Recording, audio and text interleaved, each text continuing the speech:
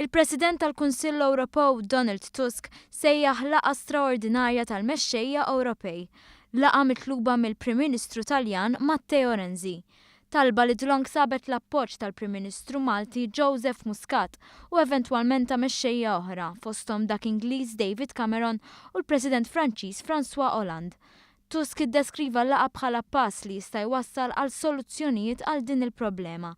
Żied li diġà beda jaħdem m'entitajiet ikkonċernati bħall-Kummissjoni Ewropea biex tingħata iżjed għajnuna lil pajjiżi li l-aktar huma milquta.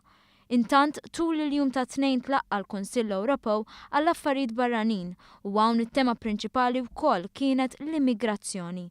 Laqgħa li bdiet b'minuta silenzju li fakret l-għexieren ta' vittmi fit-traġedja. Il-Ministru għall-Affarijiet Barranin George Vella rrimarka li fit-tmiem il-laqgħa kien hemm qbil dwar il-bżonn li tkun miġġielda l-kriminalità fl-immigrazzjoni. Kulħadd ovvjament huwa xokjat bit-traċedja li ġrat, kulħadd jixtieq ifittex mezzi kif traċedji bħal dawn jiġu evitati, u għalhekk ġew mistiedna l-Ministru tal-Intern, għax ovvjament il-forzi tas-servizz hekk jkunu taħt idejhom.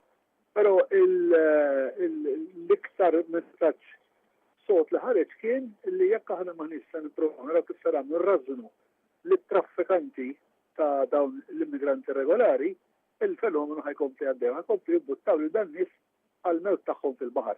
Fil-Lussemburgu nġabru wkoll il-Ministri għall-Intern tal-pajjiżi Ewropew, fosthom il-Ministru għall-Intern Carmelo Abela.